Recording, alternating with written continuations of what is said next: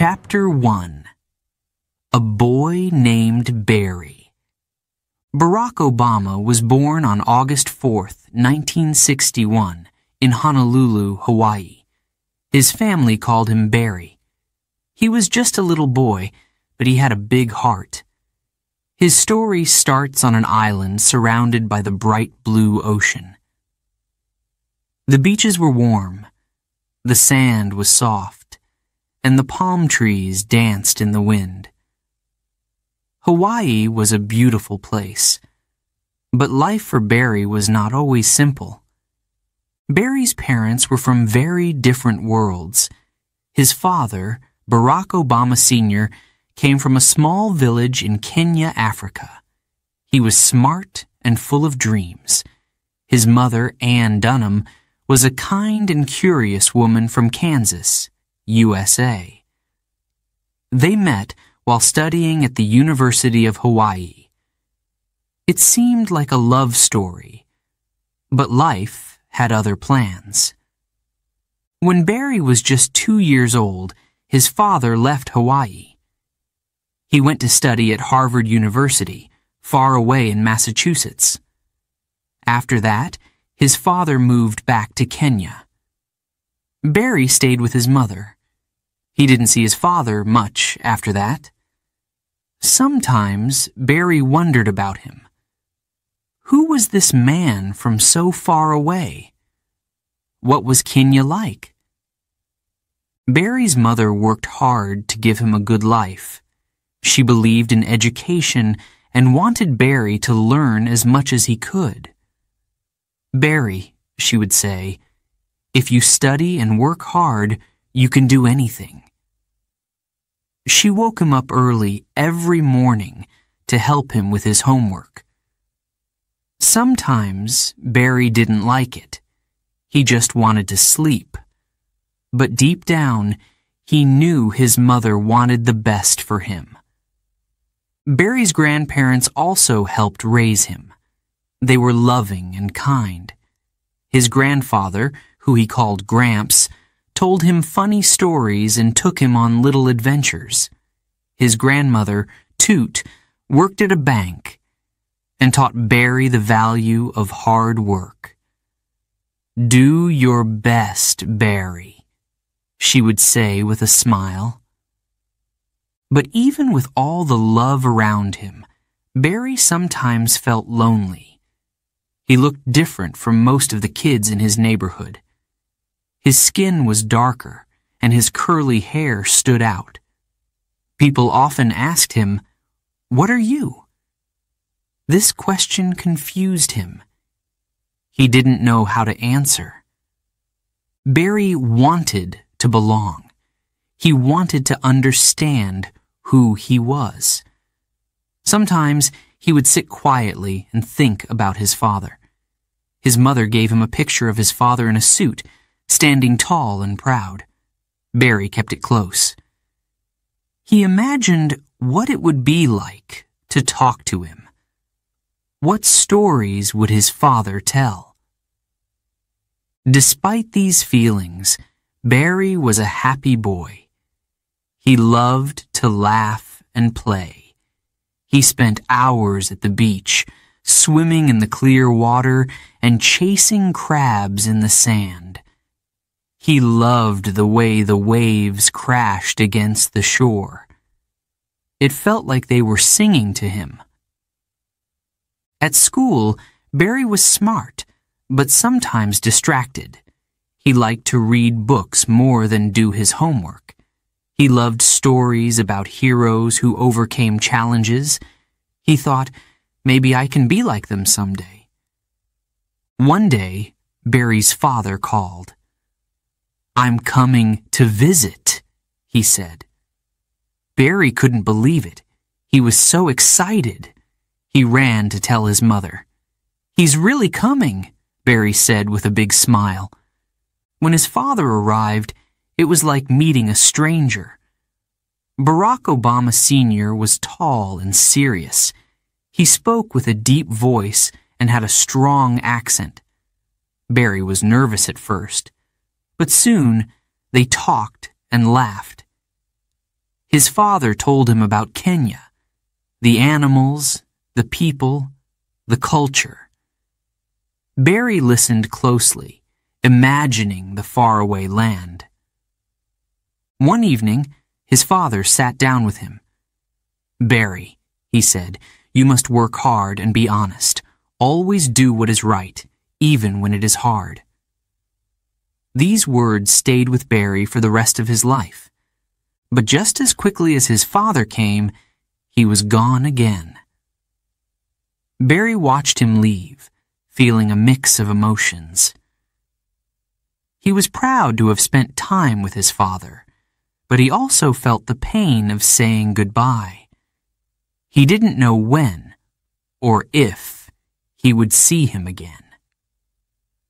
As Barry grew older, he started to notice the world around him more. He saw people who were treated unfairly because of their skin color. He heard stories of people struggling to make ends meet. These things made him think. He wanted to understand why the world was like this. Sometimes Barry felt angry. Why did life have to be so complicated? Why couldn't everyone just get along? His mother noticed this and told him, "Barry, life isn't always fair, but you can choose to make it better." These words gave him hope. Barry began to dream. He dreamed of a world where everyone was equal. He dreamed of helping people who felt left out, just like he sometimes did. At home, he started to read even more. Books became his escape and his inspiration. He read about leaders like Martin Luther King Jr., who fought for civil rights. Their stories touched his heart. But Barry was still a kid. He loved basketball and spent hours practicing his shots. He and his friends played until the sun went down. The sound of the ball hitting the pavement became part of his life. In those moments, Barry felt free. He didn't have to worry about his father or the big questions in his mind. He could just be himself, a boy who loved the game. As the years passed, Barry's dreams grew bigger. He wanted to see the world. He wanted to learn more. Most of all, he wanted to make a difference. He didn't know how he would do it, but he promised himself that he would try. Hawaii shaped him in ways he didn't yet understand. The warm sun, the crashing waves, and the kindness of his family became part of who he was. They gave him strength. Barry's story was just beginning. There were so many questions in his heart. Where did he belong? What could he become? He didn't have all the answers yet, but one thing was clear. Barry was ready to find out. Chapter 2. Growing Up Different. Barry sat on the steps of his house, staring at the horizon. The waves in Hawaii crashed softly in the distance, and the palm trees swayed in the warm breeze. It was beautiful here, but sometimes Barry felt different. He didn't always feel like he fit in. At school, Barry noticed something. Most of the kids didn't look like him. Some had lighter skin, some had darker skin, but no one seemed quite like Barry. His mother was white, and his father was black. He was a mix of both, and in the 1960s and 70s, that wasn't common. Some kids asked questions. Why is your skin darker than your mom's? Or, where's your dad? They didn't mean to hurt him, but the words stung. Barry didn't always know how to answer. Sometimes he would laugh it off. Other times, he stayed quiet. Inside, though, he wondered. Barry's mother noticed how he felt. She always told him, "Barry, being different is special. You are unique, and that makes you strong." She tried to help him understand that his heritage was something to be proud of. Still, Barry had moments of confusion. Hawaii was a mix of cultures, Japanese, Filipino, Hawaiian, and more. Everyone seemed to have their own traditions, their own foods, and their own languages. Barry loved that about Hawaii, but it also made him wonder, where do I belong? His mother worked hard to help him find answers. She gave him books about the civil rights movement. Barry read about Martin Luther King Jr. and Rosa Parks. He read about how people fought for equality and stood up for justice. These stories made Barry feel something new: pride. But not everything came from books. Life gave Barry its own lessons. One day, at school, a boy teased him. "You're not really American," the boy said. Barry froze. The words felt like a punch in his chest.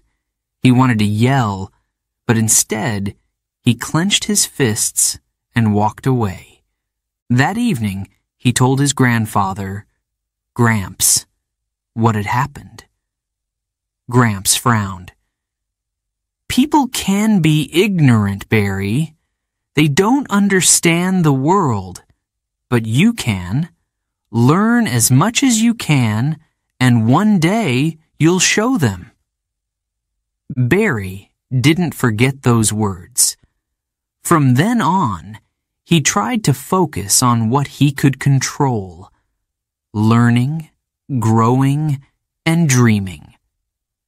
Barry spent a lot of time with his grandparents. Gramps was funny and full of stories. He talked about World War II and his life growing up in Kansas. Barry loved listening to him. His grandmother, Toot, was different. She was serious and hardworking. Every morning, she woke up early to go to her job at the bank. Barry watched her carefully. He saw how she treated people with respect, no matter who they were. One evening, Toot sat down with him. "Barry," she said, "the world isn't always fair. But if you work hard and treat people kindly, you can make it better." Her words stayed with him. At school, Barry started to notice how people treated each other. He saw that some kids had more than others. Some kids came to school hungry or without shoes that fit. Barry felt sad for them. He didn't have much himself, but he had enough. "I want to help people like that someday," Barry thought. But he didn't know how. He was still a kid, trying to figure out the world and his place in it. Barry also loved playing basketball. It became his escape.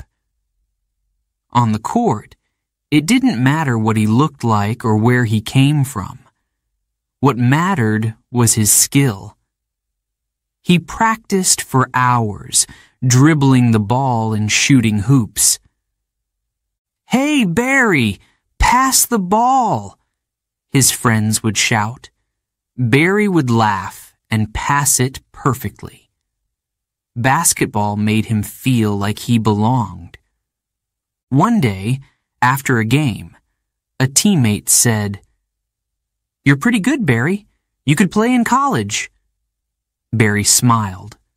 For a moment, he felt like he was just like everyone else. But at night, The questions came back. He lay in bed, staring at the ceiling. "Who am I?" he whispered to himself. "Am I black? Am I white? Do I belong anywhere?" These thoughts didn't go away easily, but Barry found ways to deal with them. Barry's mother decided he needed to learn more about his father's culture. She woke him up early one Saturday morning and handed him a book. "This is about Kenya," she said. "It's where your father is from." Barry opened the book and saw pictures of wide grasslands, tall mountains, and elephants walking under the bright sun. He read about the people of Kenya, their traditions, their struggles, and their triumphs. The more Barry read, the more he felt connected to his father. He imagined the faraway land where his father had grown up. It made him feel proud and curious. One day, Barry asked his mother, "Will I ever go to Kenya?" "Maybe someday," she said, "but for now, you can carry it in your heart." Despite his struggles, Barry was growing stronger. He was learning how to navigate life as someone who was different. One afternoon, Barry's teacher gave the class an assignment. Write about your family. Barry hesitated. What would he say? His father wasn't there, and his family didn't look like everyone else's. But then, he remembered what his mother had told him. Being different is special. Barry picked up his pencil and started writing. He wrote about his mother's kindness, his grandparents' wisdom, and his father's strength. He wrote about Hawaii and Kenya, Kansas, and Africa. When he finished, he felt proud. He had written his story, a story that was his and no one else's. As Barry grew older, he started to see his differences as a strength. He realized he could connect with many kinds of people because he understood what it felt like to be on the outside. He also started to dream bigger. He didn't just want to belong. He wanted to make the world a better place. Maybe I can help people feel less different, he thought. Maybe I can make them feel like they belong. These thoughts stayed with him. They gave him hope. Barry didn't have all the answers yet, but he was starting to understand one important thing. Being different wasn't something to hide. It was something to celebrate. And so, Barry kept growing. He kept learning. He kept dreaming. Because deep down, he knew his journey was just beginning. Chapter 3. Dreams of his father. Barack was 10 years old when the big news came. His father, Barack Obama Sr., was coming to visit. Barry had heard so many stories about him, but he barely remembered what his father looked like. Now, he was going to meet him face to face. Barry's mother sat him down. "Your father is very smart, Barry," she said. "He's from Kenya, and he has worked very hard. He wants to see you." Barry nodded, but inside he felt nervous. What would his father think of him? The day finally arrived. Barry waited in the living room with his grandparents. Then the door opened. A tall man stepped in. He had a strong voice and a serious face. It was his father. "Hello, Barry," his father said. Barry didn't know what to say. He stared at this man who seemed like a stranger. His father smiled and held out his hand. Slowly, Barry reached out and shook it. The first days of the visit were strange. Barry was shy, and his father seemed so serious. He spoke with a Kenyan accent, and his voice was deep. Everything he said sounded important. But soon they began to talk. His father told him stories about Kenya, the country where he had grown up. He talked about green hills, wild animals, and the warm African sun. He spoke about his village, the people, and their traditions. "Barry," his father said one evening, "Kenya is a beautiful place. It is my home, and it is part of you too." Barry listened closely.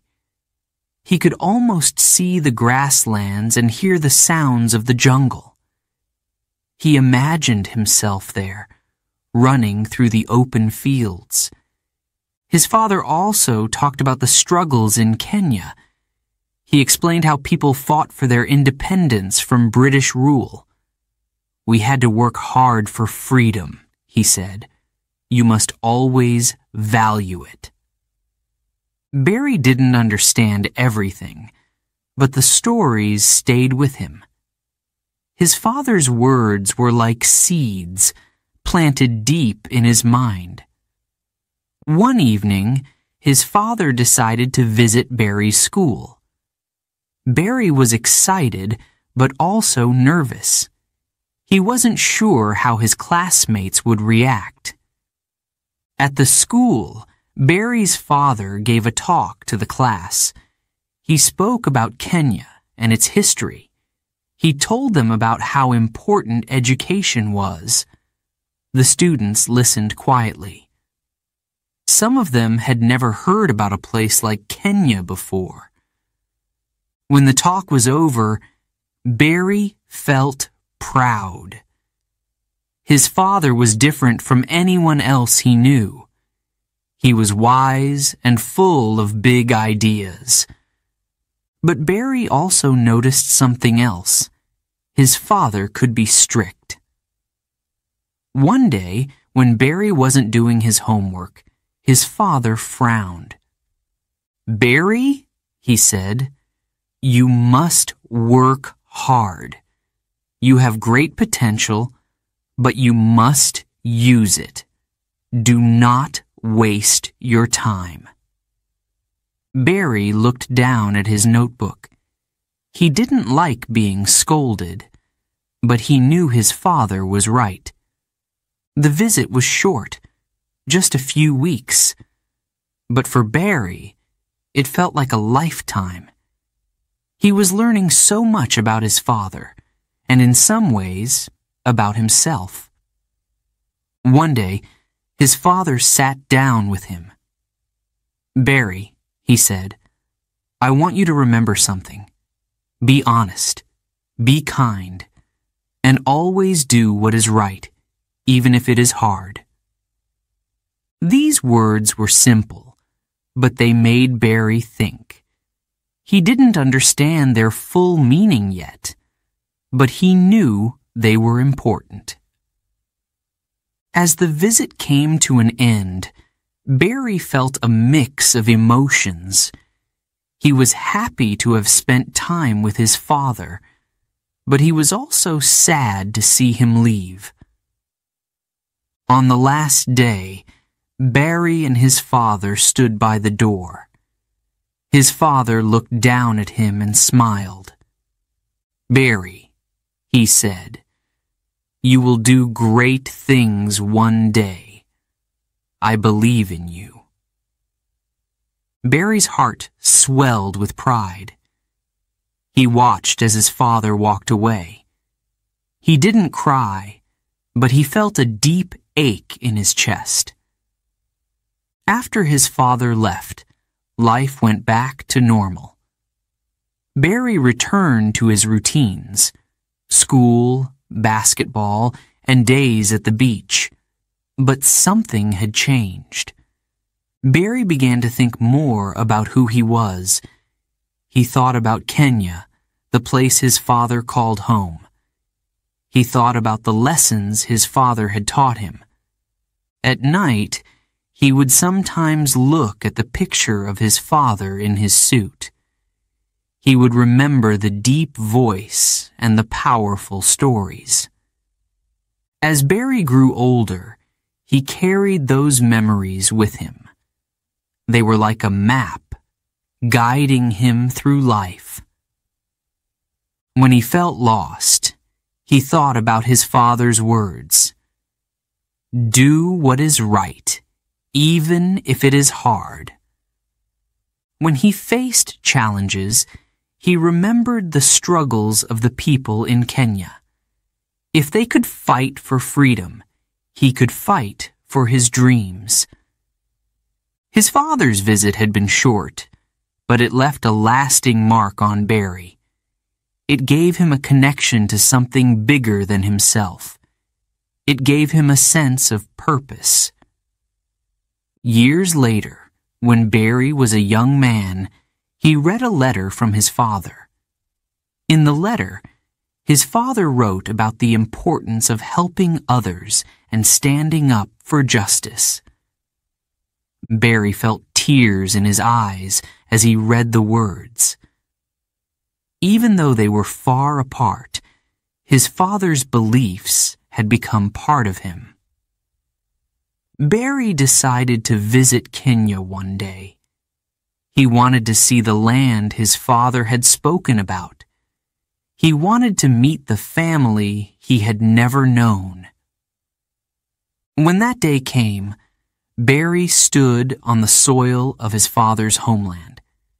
He looked out at the same hills and fields his father had described. He felt a deep connection to the place. Barry's memories of his father shaped him in many ways. They taught him about the power of dreams, the value of hard work, and the importance of doing what is right.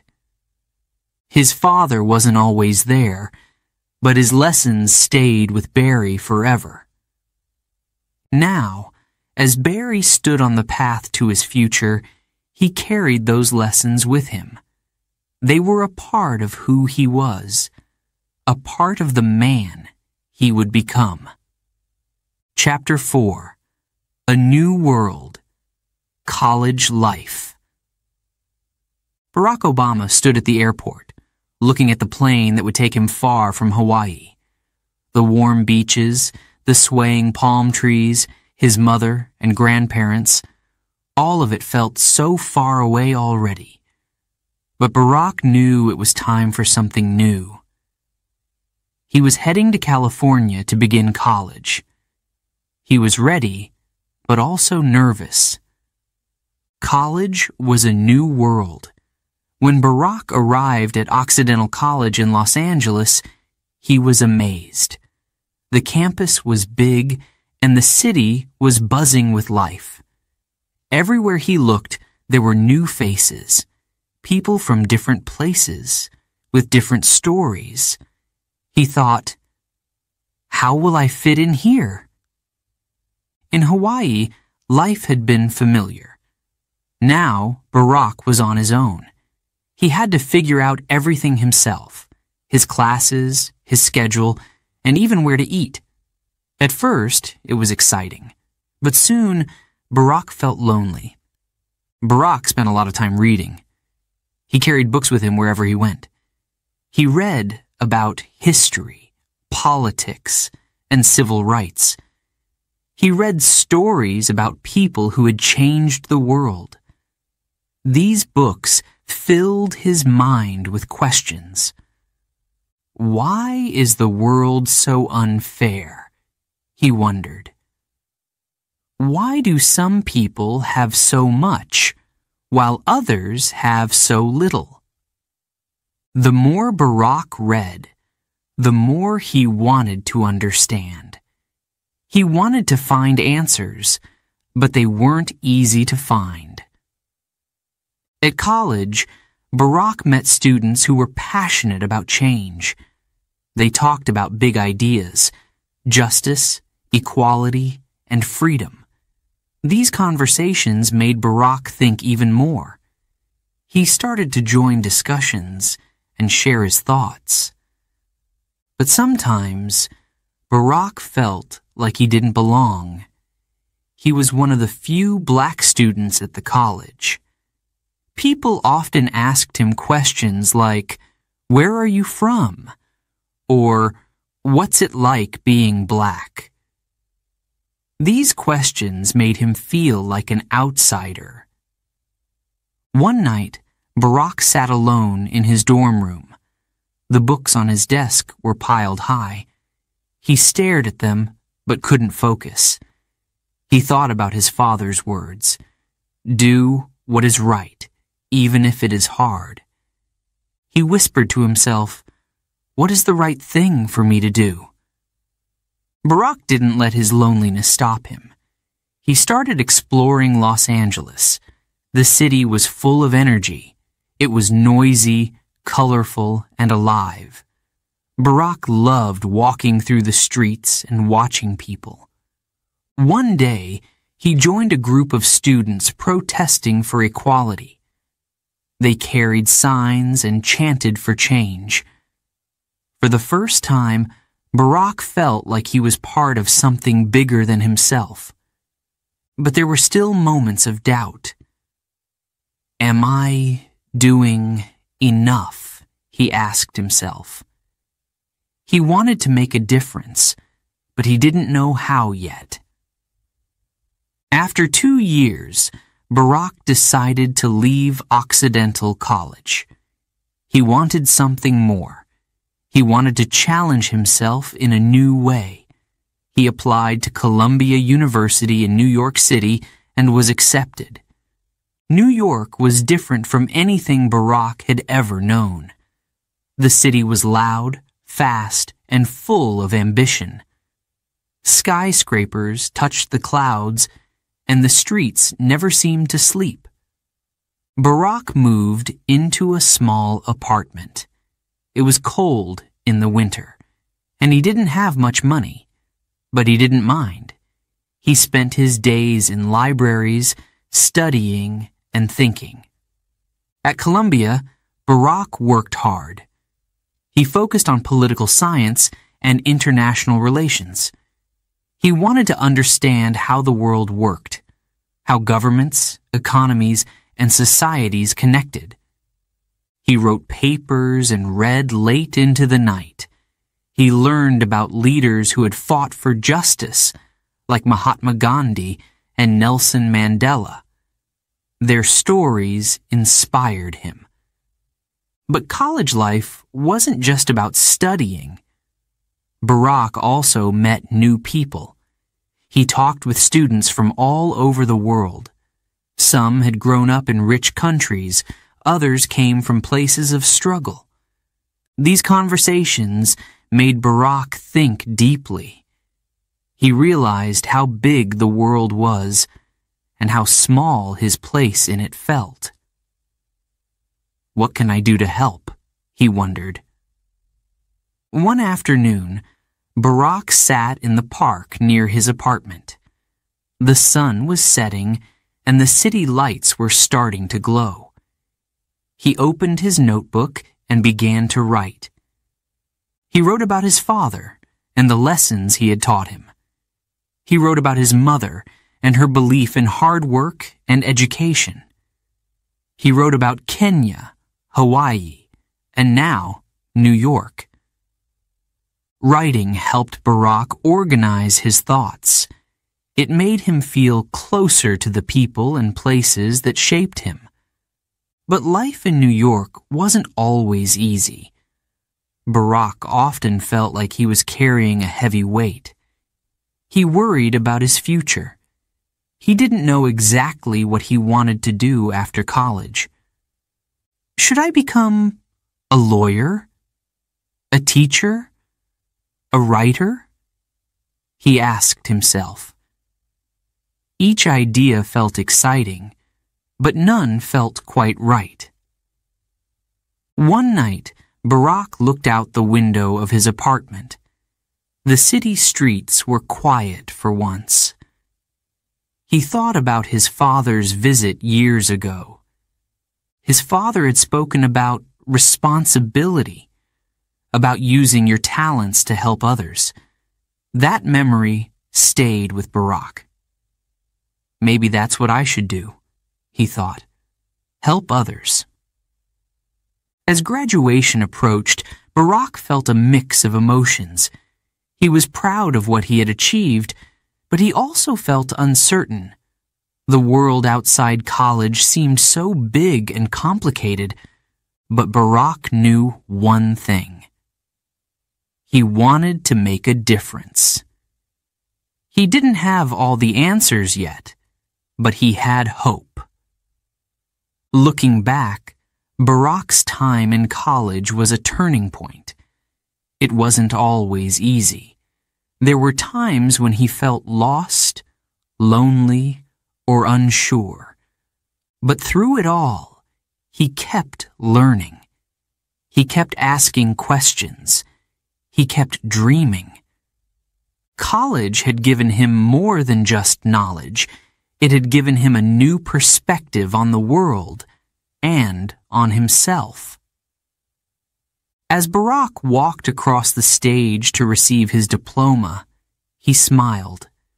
This was just the beginning. The world was waiting for him, and he was ready to face it. He didn't know where the road would lead, but he was determined to follow it.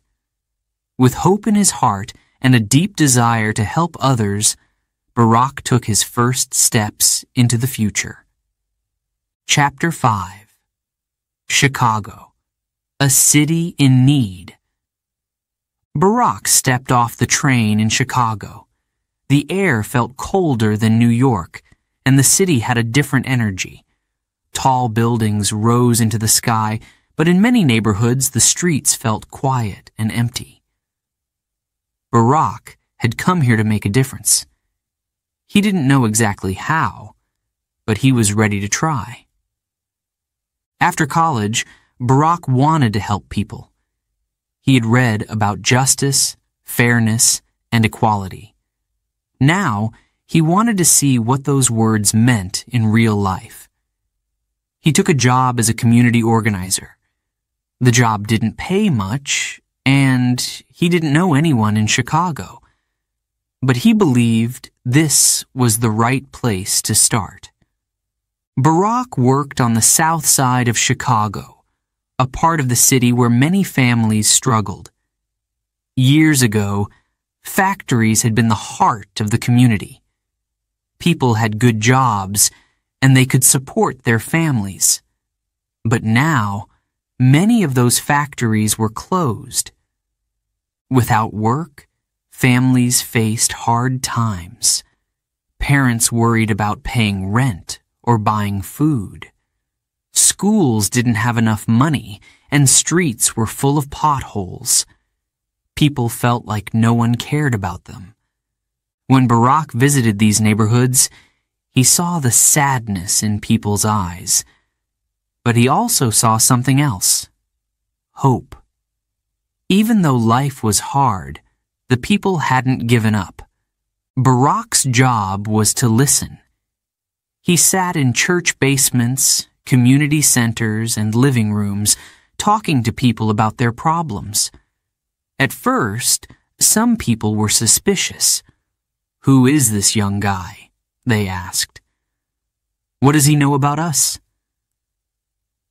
Barak didn't argue. He listened. He wanted to understand their struggles. He heard about mothers who worked 2 jobs but still couldn't make ends meet. He heard about teenagers dropping out of school because they didn't see a future. Some nights, Barak couldn't sleep. He thought about the stories people had shared with him. He wanted to help, but the problems felt so big. One day, Barak met a group of parents at a church. They told him about an empty lot near their neighborhood. Trash covered the ground, and it had become a dangerous place. "We want a playground for our kids," one woman said. "But nobody listens to us." Barack looked at the parents and said, "Let's make them listen. If we work together, we can do this." It wasn't easy. Barack helped the parents write letters and make phone calls. He went with them to meet city officials. At first, no one seemed to care, but Barack and the parents didn't give up. After months of hard work, something amazing happened. The city agreed to clean up the lot and build a playground. On opening day, Barack stood with the parents as their children ran and laughed. He smiled. This was what he had come to do. But not every day was a success. Some days, Barack felt frustrated. People didn't always trust him, and change came slowly. One evening, Barack walked home through the cold streets.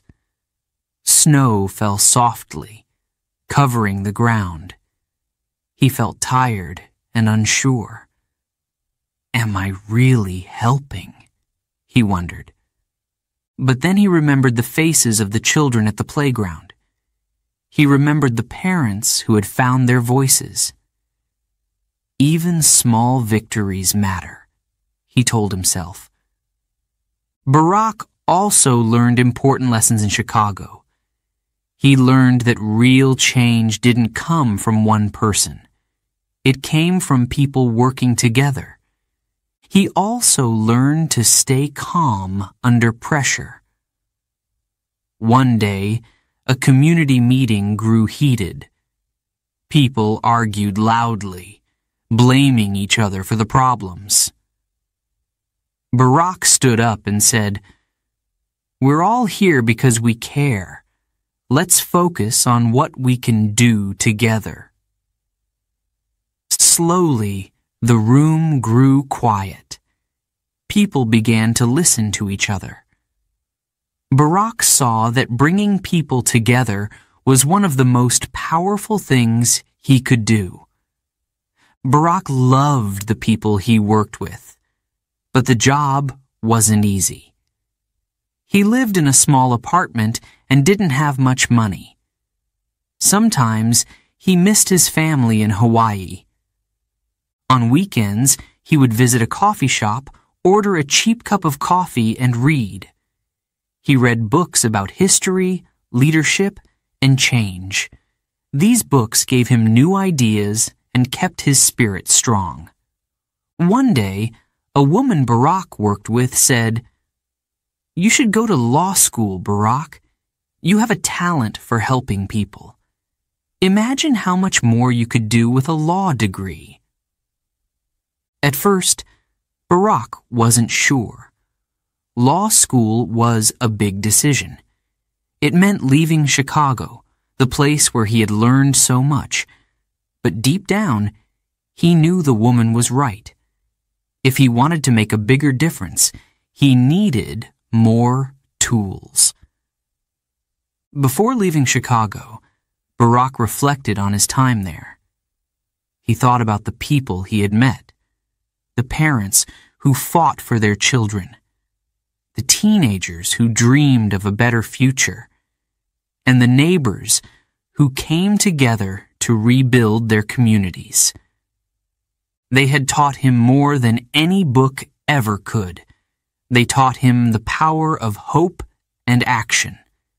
They showed him that even in the hardest times, people could find strength by working together. Years later, Barack would often think about Chicago. It was the place where he found his purpose. It was where he learned to listen, to care, and to lead. The problems hadn't disappeared overnight. But the people of Chicago had shown him something important. Change is possible when people believe in it. Before we begin Chapter 6, a quick note for our listeners. You're currently listening to this audiobook on Woo English. Remember, this content is specially made for Woo English listeners only. If you're hearing it on any other channel, it may be a violation of Woo English's rights. Please ensure you're tuned into the right source to fully enjoy and respect this audiobook journey. Now, let's continue the story. Chapter 6. Harvard and Michelle. Barack Obama arrived at Harvard Law School in 1988. It was one of the best law schools in the world. Barack felt both excited and nervous. He had worked hard to get here, but now he wondered, do I really belong? The campus was beautiful, but life at Harvard was intense. The classes were challenging, and his classmates were smart and competitive. Some came from wealthy families and had gone to the best schools. Barack was different. He came from a modest background, and his path to Harvard had been full of challenges. But Barack didn't let that stop him. He focused on his studies and worked harder than ever. He wanted to understand the law, not just to build a career, but to help people. He believed the law could be a tool for justice. It didn't take long for people to notice Barack. He spoke with confidence, but he also listened. His classmates admired him for his calm and thoughtful nature. He had a way of bringing people together, even in heated debates. In his second year, Barack achieved something remarkable. He became the first black president of the Harvard Law Review, a prestigious student publication. It was a huge honor.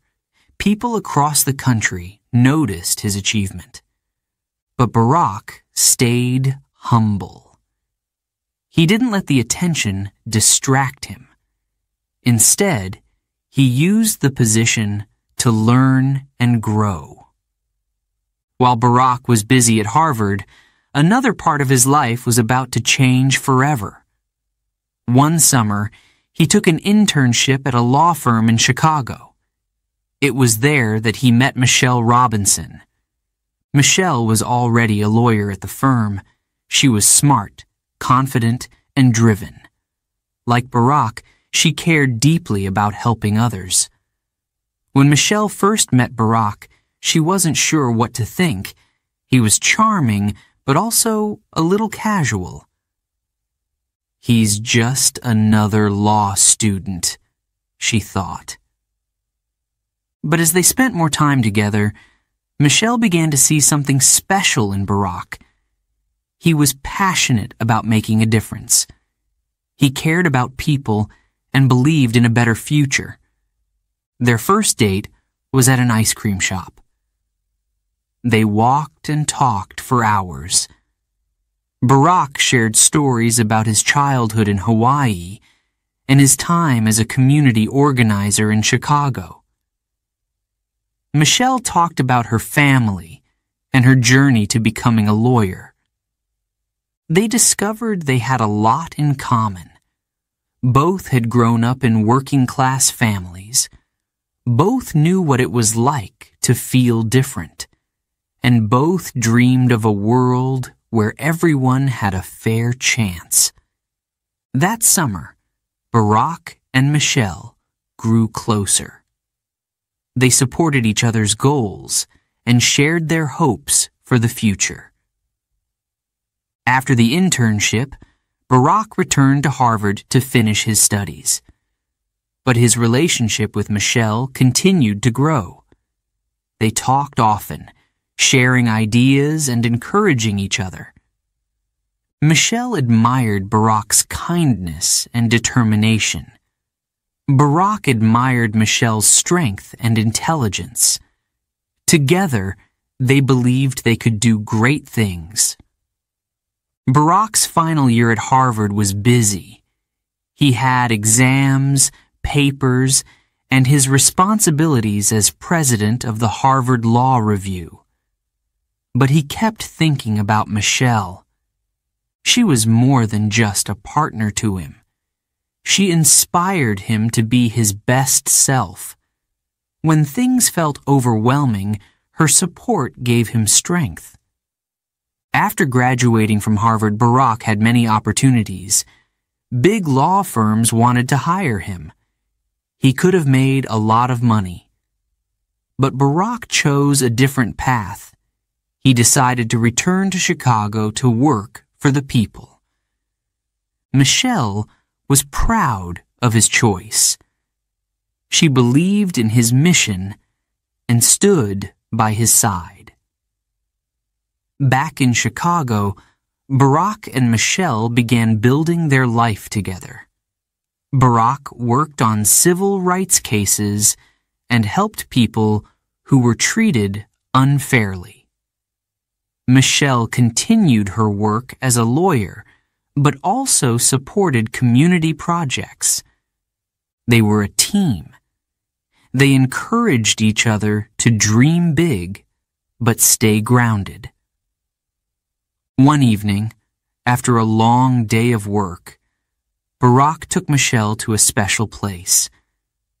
It was quiet, and the stars filled the sky. He held her hand and told her how much she meant to him. Then he pulled out a small box and opened it. Inside was a ring. "Will you marry me?" he asked. Michelle smiled, tears in her eyes. "Yes," she said. It was a simple moment, but it was filled with love and hope. Barack and Michelle got married in 1992. Their wedding was a celebration of love, family, and commitment. Barack's smile was as big as the Hawaiian sun, and Michelle's happiness lit up the room. Together, they promised to support each other no matter what. They didn't know what the future would hold, but they knew they would face it together.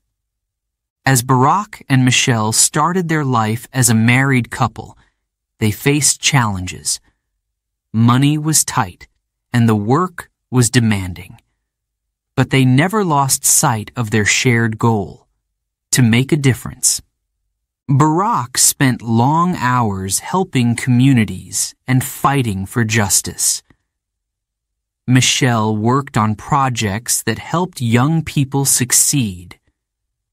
Some nights, they stayed up late, talking about their dreams.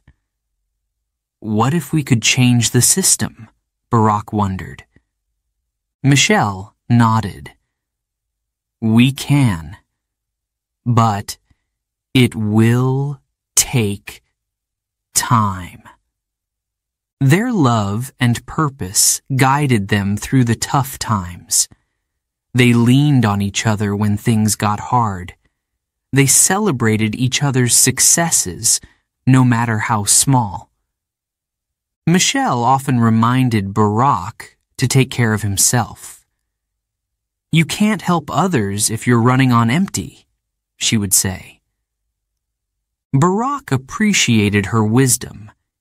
He knew he was lucky to have her by his side. Looking back, Barack often said that meeting Michelle was one of the best things that ever happened to him. She was more than a partner.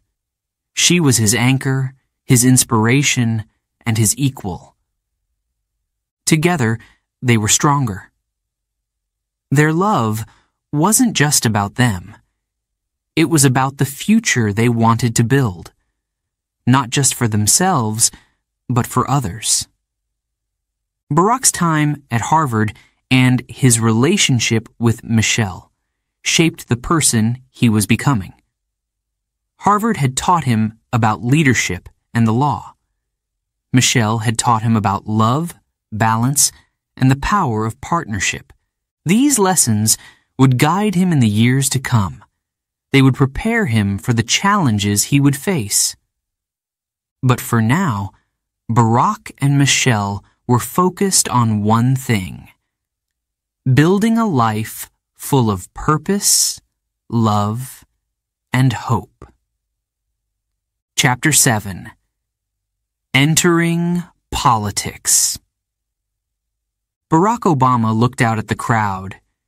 It wasn't very big, but the people were smiling and clapping.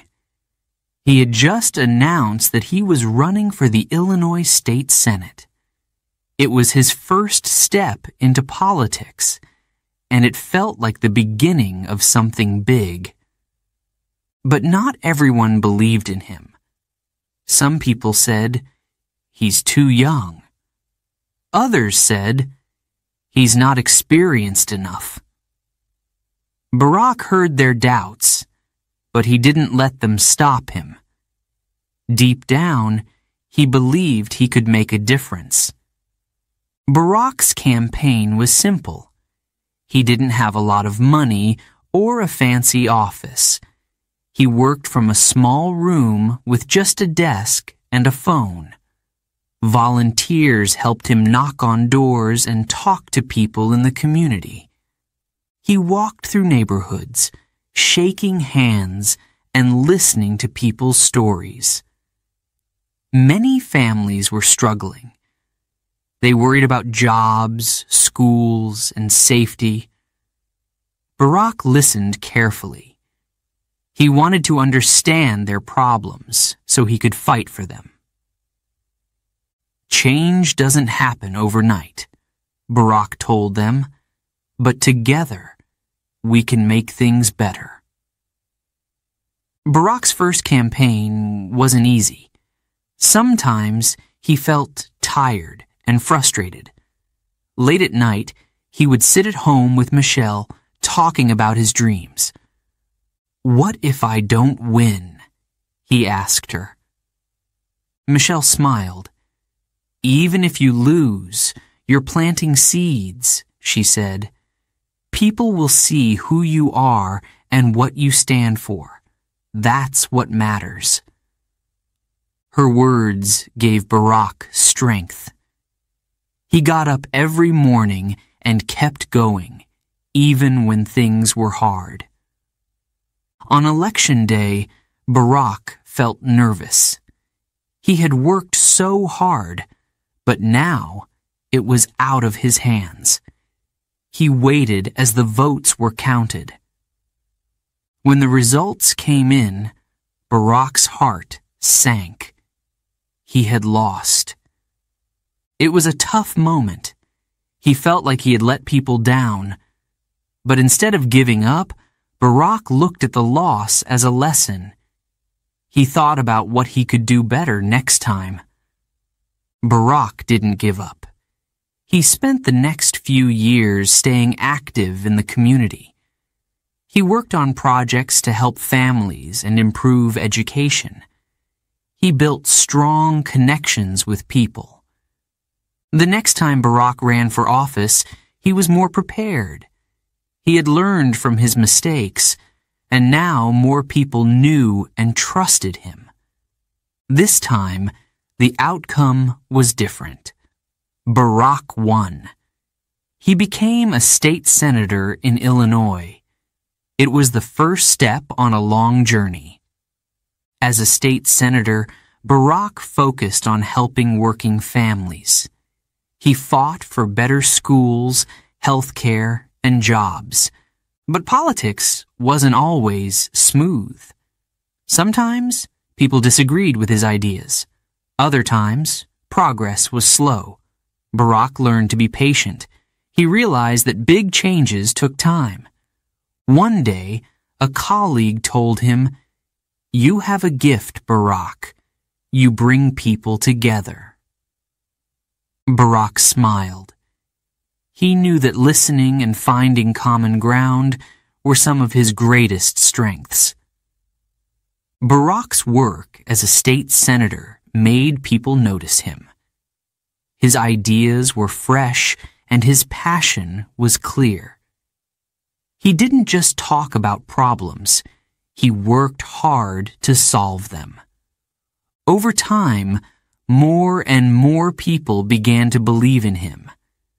They saw that he cared about the community and wasn't afraid of hard work. Barack also began to think about the future. He asked himself, how can I help more people? What's the next step? In 2004, Barack made a big decision. He decided to run for the U.S. Senate, a higher position in government. It was a bold move, and not everyone thought he could win. "You're not famous," some people said. "No one knows your name." Barack smiled and replied, "They will." Running for the U.S. Senate was even harder than running for state office. Barack had to travel all over Illinois, meeting thousands of people. He gave speeches in big cities and small towns. At first, not many people came to his events, but as he kept talking, something changed. Barack's message of hope and unity touched people's hearts. He didn't promise quick fixes. Instead, he talked about working together to build a better future. One night after a speech, a woman came up to him. She held his hand and said, "You give me hope." Barack felt tears in his eyes.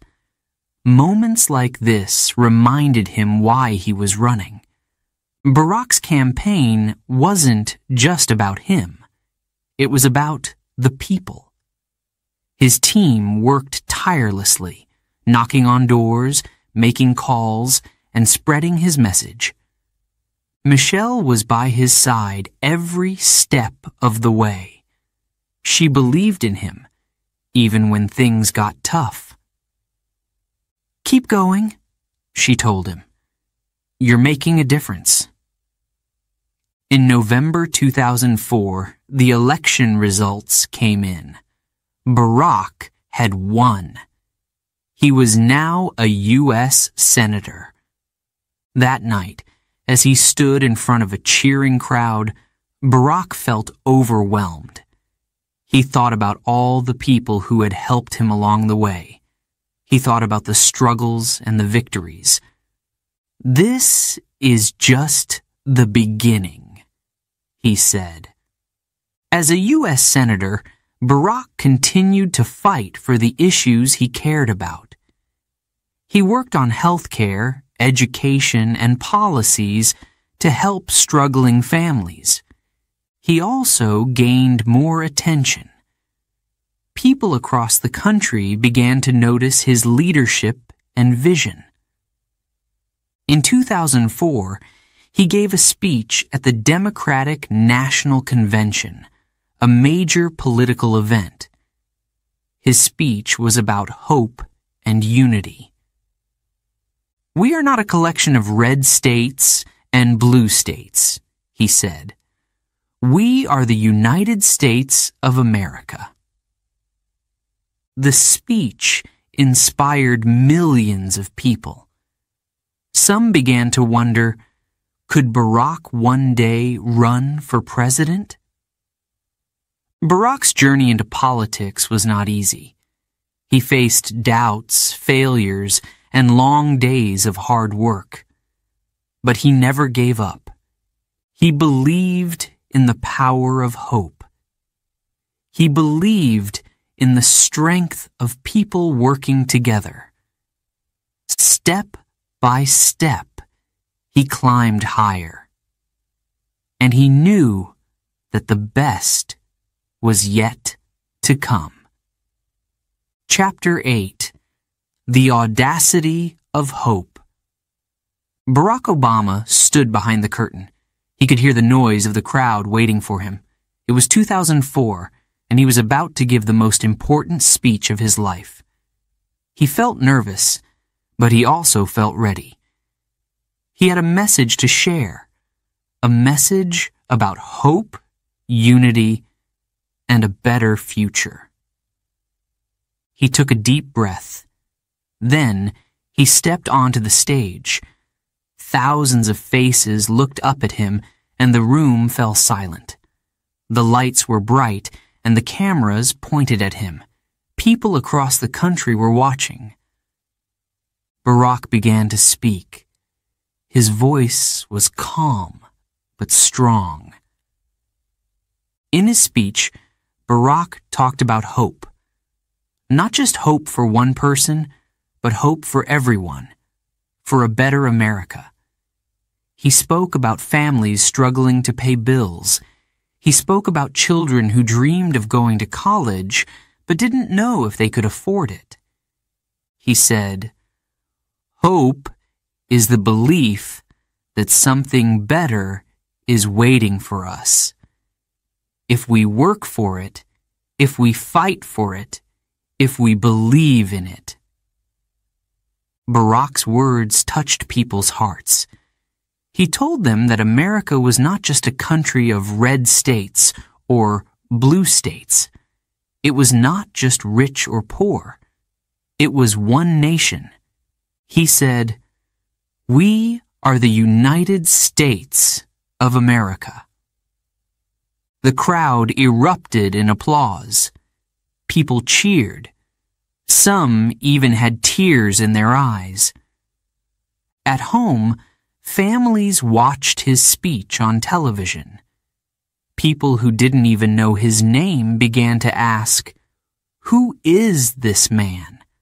Could he be the leader we need?"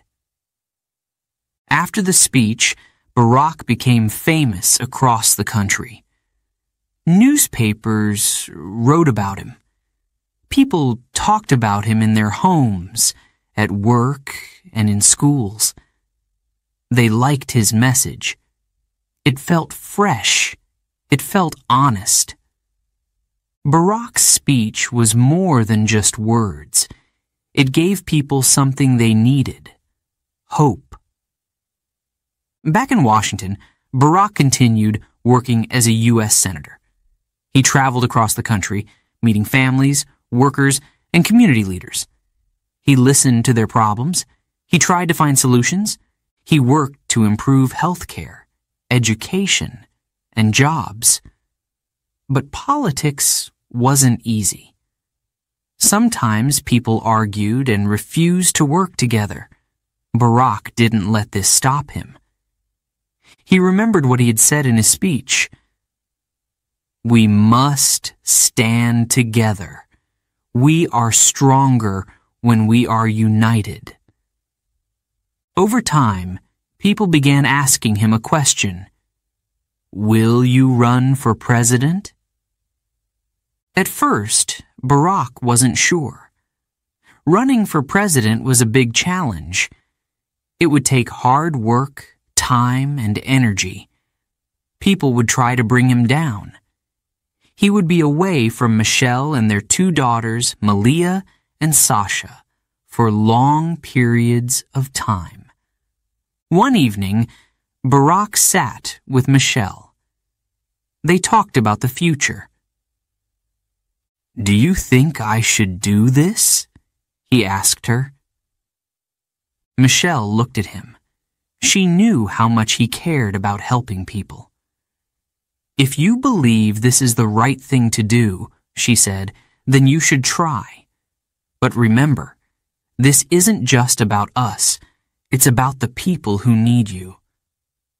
Her words stayed with Barack. He thought about the families he had met. He thought about the young people who dreamed of a better future. Could he help them as president? Finally, Barack made his decision. He would run for President of the United States. When Barack announced his campaign, people were excited. Crowds gathered to hear him speak. He told them about his vision for the country, a vision of hope, change, and unity. His message was clear. Yes, we can. Yes, we can heal this nation. Yes, we can build a better future. Yes, we can change the world. People believed him. They felt inspired. They felt like their voices mattered. But not everyone believed in Barack. Some people said, "He's too young." Others said, "He doesn't have enough experience." Barack heard these doubts, but he didn't let them stop him. He had heard doubts before, and each time he proved people wrong. The campaign was hard work. Barack traveled from state to state, giving speeches and meeting voters. He shook hands, listened to stories, and answered questions. Some days were long and tiring. Michelle and their daughters supported him. When he was tired, Michelle reminded him why he was doing this. "You're not just running for president," she said. "You're running for all the people who believe in you." Barack carried those words with him everywhere he went. Along the way, Barack faced challenges. His opponents tried to bring him down. They said he couldn't win. They said his ideas were too bold.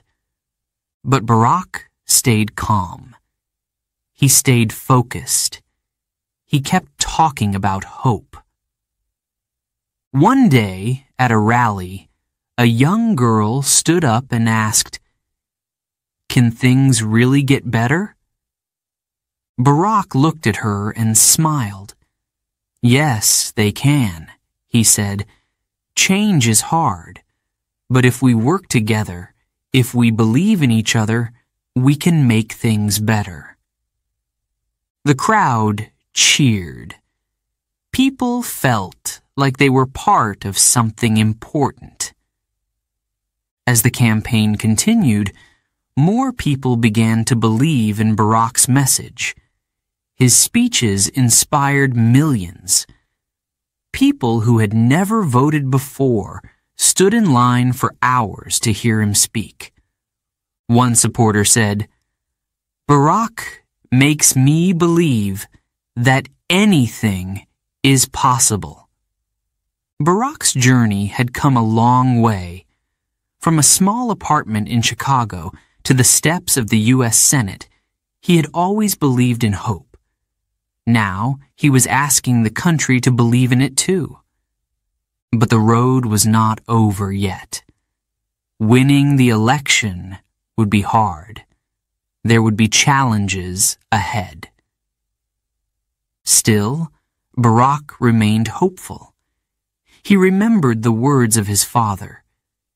"Do what is right, even if it is hard." And he believed something deeply. Yes, we can. Chapter 9. Yes, we can. Barack Obama stood in front of a large crowd in Springfield, Illinois. The wind was cold, and people wrapped themselves in coats and scarves. But no one seemed to care about the weather. They were waiting for Barack to speak. He smiled as he stepped up to the microphone. This was a special day. He was about to announce something big, something that could change the course of his life and the future of the country. Barack looked at the crowd. He took a deep breath. Then, with a calm and steady voice, he said, "I am running for President of the United States." The crowd erupted in cheers. People clapped, waved flags, and shouted his name. But Barack knew this was just the beginning. Running for president was no easy task. Barack knew the road ahead would be tough. Some people doubted him. He's too young, they said. He doesn't have enough experience. Barack had heard these things before, and he didn't let them stop him. He believed in his message of hope and change. He believed that America needed new leadership, leadership that could unite people and inspire them to work together. His campaign slogan was simple but powerful. Yes, we can. Barack traveled across the country. He gave speeches in big cities and small towns. He met factory workers, teachers, farmers, and students. He listened to their stories. People told him about losing their jobs, struggling to pay for health care, and worrying about their children's future. Barack listened with care. He knew their pain was real, and he wanted to help. We need to believe in each other again, Toldori.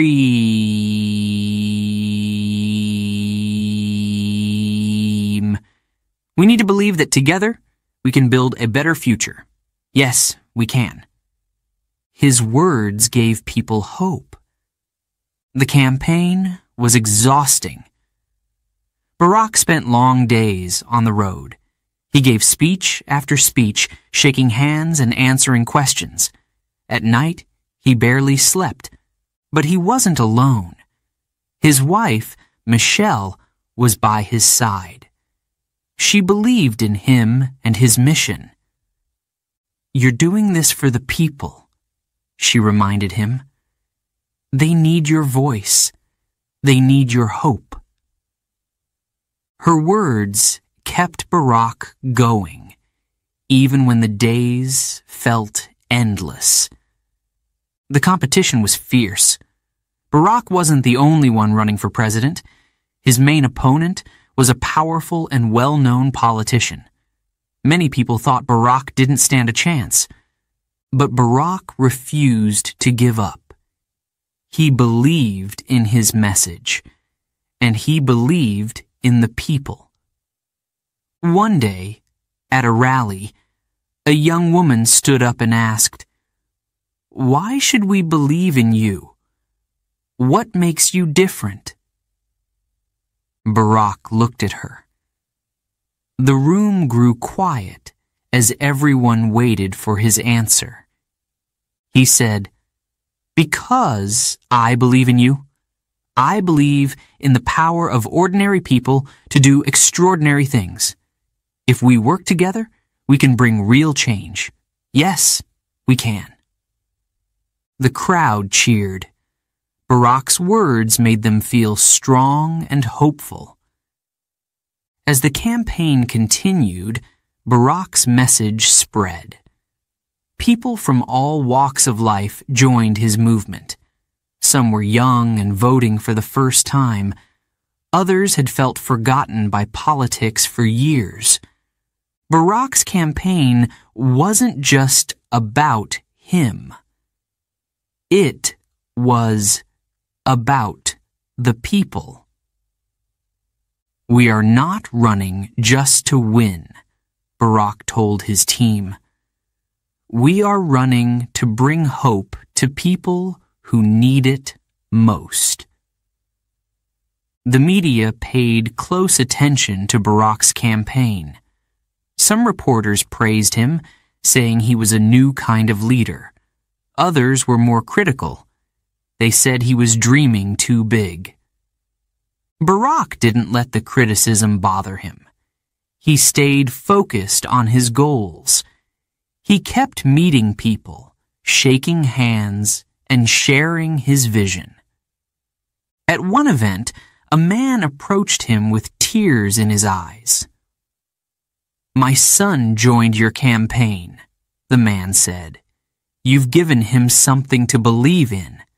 Thank you." Barack shook the man's hand. Moments like these reminded him why he was running. Barack also faced challenges during the campaign. Some people tried to use his background against him. They said his name sounded foreign. They asked questions about his past, trying to create doubt. But Barack stayed calm. He didn't let their words distract him. Instead, he spoke honestly about who he was and where he came from. "Yes, I have an unusual name," he said with a smile. "But this is what America is about. People from all backgrounds coming together to build something great." His honesty and confidence won people over. As Election Day approached, Barack's campaign gained momentum. Crowds at his rallies grew larger. People stood for hours just to hear him speak. They chanted, "Yes, we can." Barack knew that this was more than just a campaign. It was a movement. It was about hope, change, and unity. On election night, Barack and his family waited for the results. It had been a long and hard journey. When the news finally came, Barack couldn't believe it. He had won. He was going to be the first African-American candidate for president from a major political party. The crowd outside cheered loudly. People cried, hugged, and celebrated. It wasn't just a victory for Barack. It was a victory for everyone who believed in his message. Barack walked onto the stage to give his victory speech. The night sky was filled with stars, and the crowd was filled with hope. He looked at the people who had supported him, the people who had worked so hard to make this moment possible. "This is not about me," Barack said. "This is about all of us. This is about the belief that we can create a better future, that we can heal our nation, that we can change the world. Yes, we can." The crowd erupted in cheers. The words echoed across the night, reaching every corner of the country. Barack knew the journey was far from over. There were still many challenges ahead. But he also knew he wasn't alone. The people were with him. Their hope, their voices, and their belief in a better future would guide the way. Barack had a vision, and now the country was ready to share it with him. Together, they would face the future, one step at a time. Yes, we can. Chapter 10. History. Made. The night was cold, but the air was filled with excitement. People gathered in parks, living rooms, and community centers across the country. Everyone was waiting for the news. It was November 4th, 2008, and the United States was about to make history. Barack Obama sat with his family in Chicago. They were surrounded by friends and supporters. He held Michelle's hand tightly. Their daughters, Malia and Sasha, sat close by. The room buzzed with nervous energy. This was the moment they had worked so hard for. The long campaign, the speeches, the miles traveled. It all came down to this night. As the results started to come in, the tension grew. Barack watched the TV screen closely. One state turned blue, then another. The numbers climbed higher and higher. Finally, the announcement came. Barack Obama had won the election. Barack took a deep breath. He closed his eyes for a moment. The room erupted in cheers, but he stayed calm. He smiled at Michelle and kissed her hand. Then he hugged his daughters tightly. Outside, the streets of Chicago filled with people. Grant Park, where Barack would soon speak, was alive with energy. Thousands of people waved American flags. Some shouted, "Yes, we can!" Others cried tears of joy. In homes across the country, families hugged each other. Some had never believed they would see this day. An African-American man had been elected President of the United States. It was more than a victory. It was a moment that broke barriers. A moment that proved change was possible. Barack walked onto the stage at Grant Park. The crowd went silent as he looked out at them. Faces young and old stared back, filled with hope. He began to speak. His voice was steady and clear. "Hello, Chicago," he said. The crowd roared. Barack's speech that night was about more than his victory. It was about the people who had made it possible. He thanked the voters who had believed in his message. He honored those who had worked tirelessly for the campaign. "This victory belongs to you," he said. He spoke about the challenges ahead. The country was facing a tough time. The economy was struggling, and many families were hurting. Barack didn't promise quick fixes, but he promised to work hard.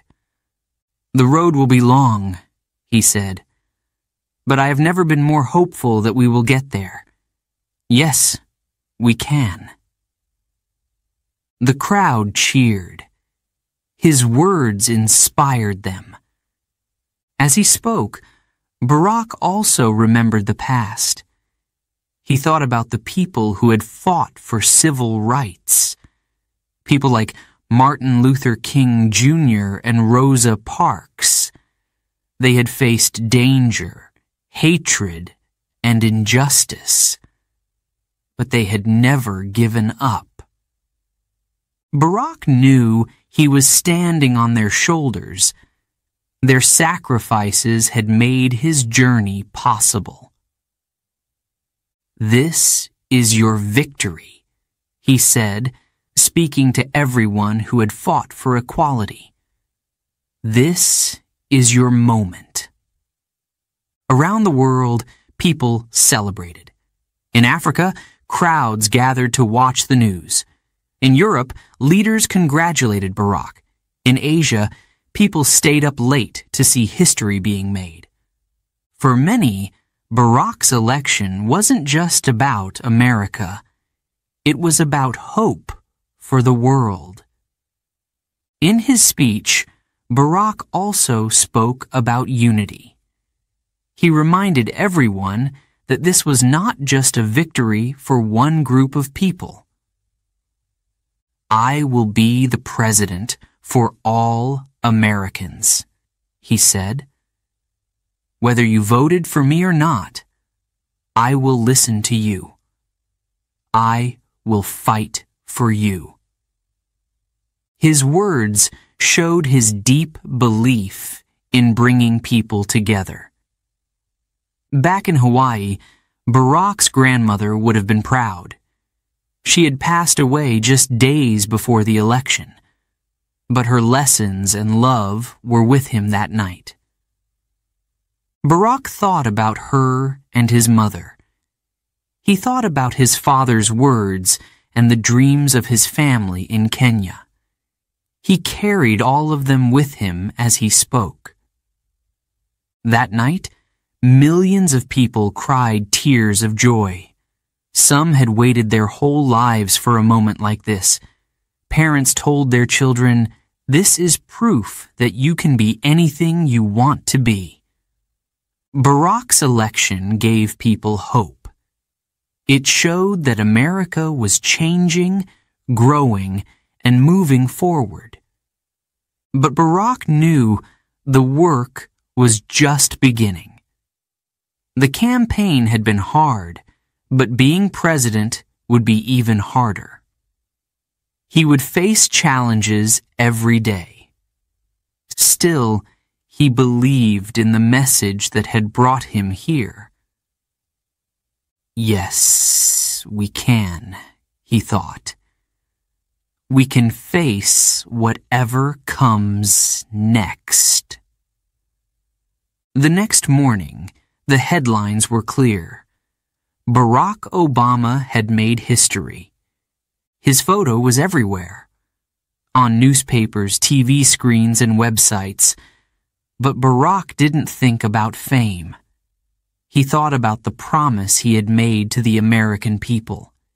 He had promised to fight for change, to bring people together, to make the country better for everyone. In the days after the election, Barack and his team started preparing for the presidency. He met with leaders, read reports, and planned his first steps. There was so much to do. The economy was weak, jobs were disappearing, and families were struggling. But Barack didn't feel afraid. He felt ready. In his quiet moments, Barack thought about what the future would bring. He knew he wouldn't be perfect.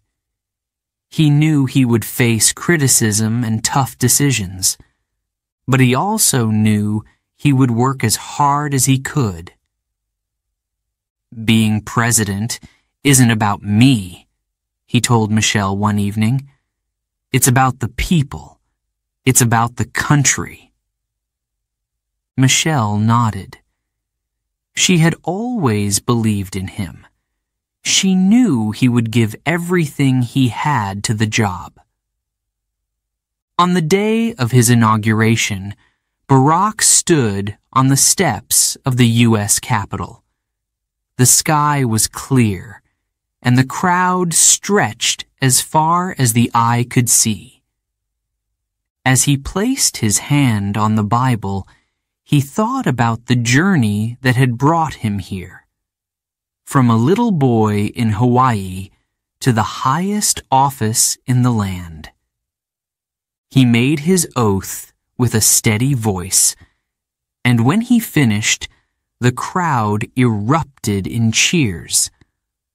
Barack Obama was now the 44th President of the United States. Barack's election was more than a personal victory. It was a moment of hope for millions of people. It showed that anything was possible if people worked together and believed in change. It wasn't just history made. It was a promise to keep moving forward.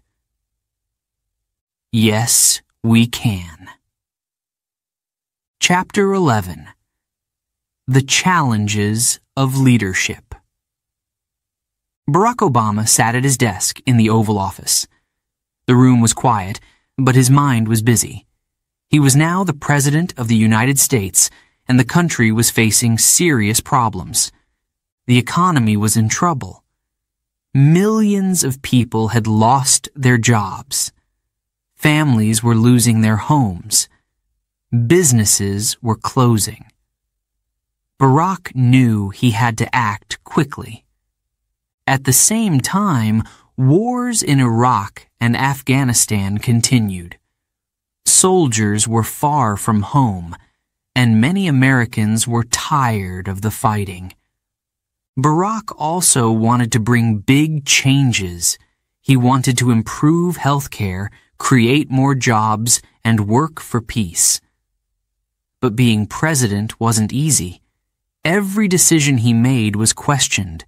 Not everyone agreed with him. Still, Barack stayed calm.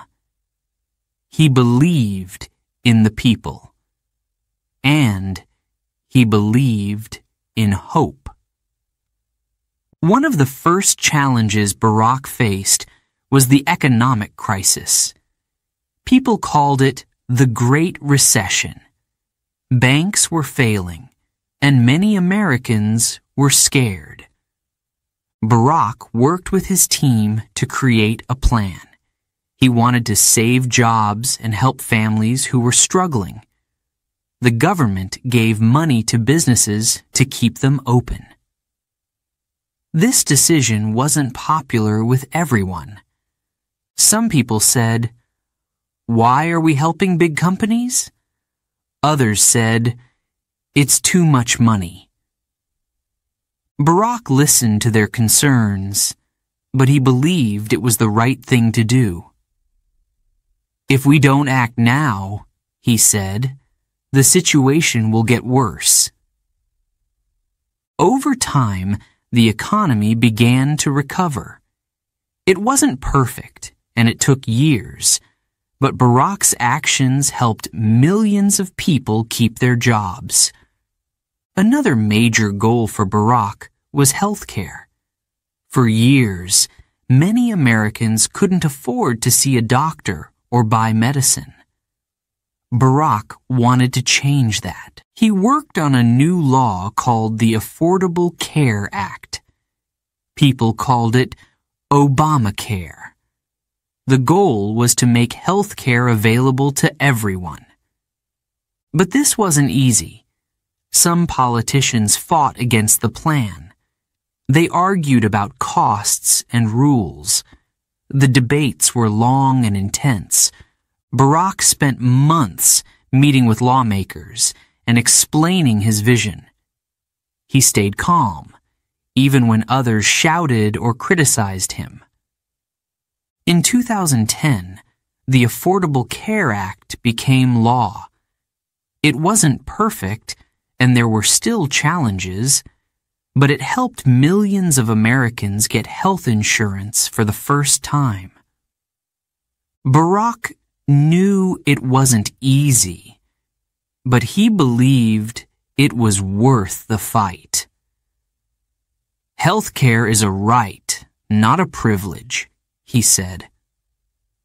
While Barack worked on these problems, wars continued in the Middle East. He had promised during his campaign to bring troops home. Now, he had to keep that promise. Barack met with military leaders to create a plan. In 2011, he announced that U.S. troops would leave Iraq. It was a big moment. Families welcomed their loved ones home. But the situation in Afghanistan was harder. Barack sent more troops there to fight terrorism. It was a difficult decision, and not everyone agreed with him. "Being president means making tough choices," Barack told his team. "Sometimes there are no easy answers." Barack also faced challenges at home. In 2012, a tragedy shook the country. A gunman entered an elementary school in Connecticut and killed 20 children and 6 adults. Barack was heartbroken. As a father, he thought about his own daughters. He knew something had to change. He called for stronger gun laws to protect children and families. But once again, he faced opposition. Some politicians refused to act. Barack stood before the nation and spoke with tears in his eyes. "We can't tolerate this anymore," he said. "We have to do better for our children." The fight for change was difficult, but Barack continued to push for safer communities. Despite the challenges, there were moments of hope. In 2011, U.S. forces found and killed Osama bin Laden, the leader of the group responsible for the September 11th attacks. It was a major victory for the country. Barack addressed the nation that night. "Justice has been done," he said. Americans felt a sense of relief and unity. Barack also worked to bring people together in other ways. In 2015, the Supreme Court ruled that same-sex marriage was legal across the United States. It was a historic moment for equality. Barack celebrated the decision. He believed that everyone deserved the right to marry the person they loved. That evening, the White House was lit up in rainbow colors. People gathered outside, singing and cheering. Barack watched from a window, smiling. "This is what change looks like," he said. But not every day was filled with victory. Some Americans felt that Barack wasn't doing enough. Others thought he was trying to do too much. Protests erupted in several cities over police violence and racial injustice. Barack listened to the voices of the protesters. He knew their pain was real. "Race is still an issue in America," he said. "We have to face it together."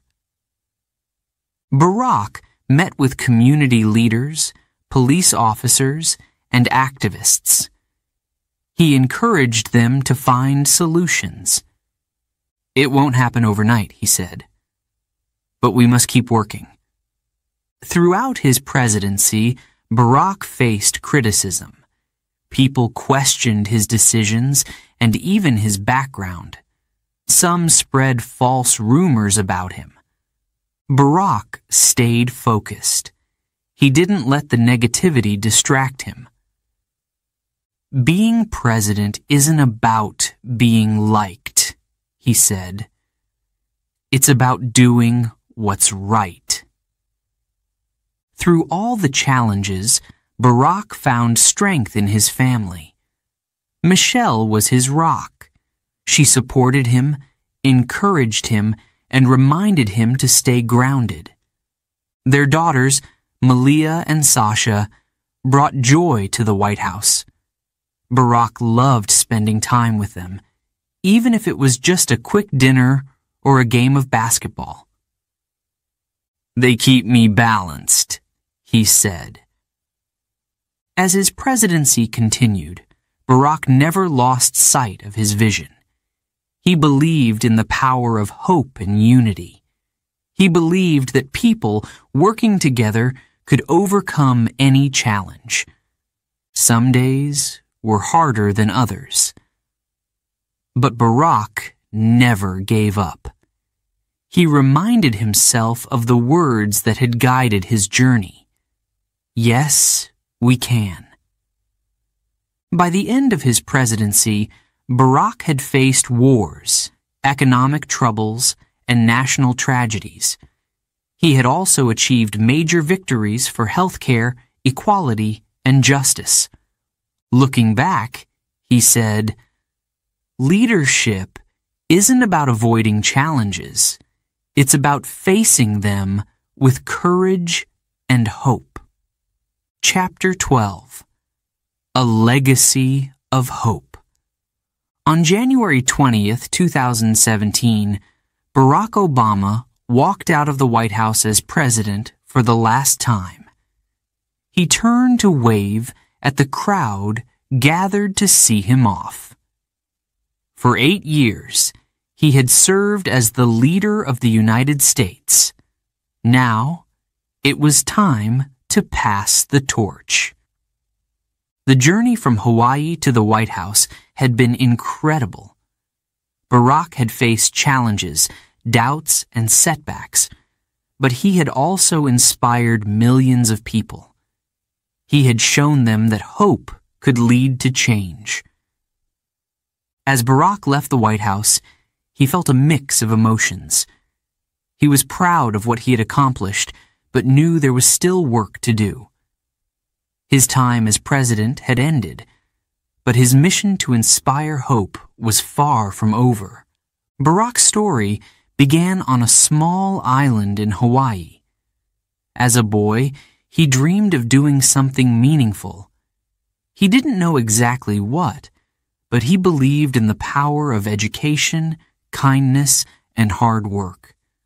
Throughout his life, he had followed those values. From his days as a community organizer in Chicago to his time as a U.S. Senator, Barack worked to make a difference. Becoming president had never seemed possible. He was the son of a Kenyan father and an American mother. He didn't grow up rich or powerful. Yet, through hard work and determination, he broke barriers. His election as the first African American president was a moment that changed history. It gave people hope, especially those who had felt invisible or forgotten. During his presidency, Barack focused on helping others. He worked to make health care more affordable, create jobs, and bring troops home from war. He didn't solve every problem, and he wasn't perfect. But he never stopped trying. Barack often said, "Change doesn't happen overnight. It takes time, effort, and hope." These words inspired people around the world. They reminded everyone that progress is possible, even when it feels slow. One of Barack's greatest strengths was his ability to connect with people. He listened to their stories. He cared about their struggles. In 2015, Barack visited a community center in a small town. A young boy approached him and asked, "Can someone like me become president too?" Barack knelt down and looked the boy in the eyes. "Yes, you can," he said with a smile. "You can be anything you want to be. Just believe in yourself and work hard." Moments like these showed the heart of Barack's leadership. He didn't just talk about hope, he lived it. After leaving office, Barack and Michelle focused on new ways to inspire others. They started the Obama Foundation, an organization dedicated to leadership, education, and civic engagement. Barack spoke at schools, events, and conferences. He encouraged young people to get involved in their communities. "You are the leaders of tomorrow," he told them. "The world needs your ideas, your energy, and your hope." Michelle also became a powerful voice for change. Her book, Becoming, shared her journey from the South Side of Chicago to the White House. It inspired millions, especially young girls, to dream big. Together, Barack and Michelle continued their mission to make the world a better place. Barack's legacy wasn't just about policies or speeches. It was about the hope he gave people. He showed that leadership is about more than power. It's about serving others. It's about lifting people up and believing in their potential. Barack once said, "I am reminded every day that we are all connected. Our success depends on each other." This belief guided everything he did. Even after his presidency, Barack remained a symbol of hope. When the world faced challenges, people looked to him for wisdom. During a global health crisis in 2020, Barack shared a message online. He encouraged people to stay strong, help their neighbors, and trust in science. His words brought comfort to many during a difficult time. Barack believed that small acts of kindness could create big changes. Every person has the power to make a difference, he often said. Barack's story also inspired countless young leaders around the world. Many of them saw themselves in him. In Africa, a young woman named Amina started a program to teach girls how to read. She said, "President Obama showed me that one person can create change. I want to follow his example." In the U.S., a college student named Carlos decided to run for local office. "If Barack could do it, why not me?" he said. Barack's legacy lived on through the people he had inspired. One of Barack's favorite quotes was from Dr. Martin Luther King Jr. "The arc of the moral universe is long, but it bends toward justice." Barack often repeated this line in his speeches. He believed that no matter how difficult things seemed, justice and equality were always worth fighting for. This belief shaped his entire career. It gave him the courage to face criticism and keep moving forward. Barack's presidency also left a lasting mark on his family. Malia and Sasha grew up in the public eye, but their parents worked hard to give them a normal life. Barack often said his daughters were his greatest inspiration. "They remind me why I do what I do," he said. "Everything I've worked for is about building a better future for them, and for all children." Now, as young women, Malia and Sasha carried their father's lessons with them. They were proud of the legacy he had built. Barack often reflected on his time in the White House. He thought about the victories and the struggles. He thought about the people who had believed in him and the moments that had shaped his journey. But most of all, he thought about the future. He believed that the story of hope was not just his. It belonged to everyone who dared to dream of a better world. As Barack stood on a stage years after leaving office, he looked out at a crowd of young leaders. "The world is waiting for you," he said. "You don't have to be president to make a difference. You just have to care. You have to believe. And you have to act." The crowd cheered. Barack smiled. His story, from Hawaii to the White House, had shown that anything was possible. But he knew the story wasn't over. The legacy of hope would continue, carried by the people he had inspired.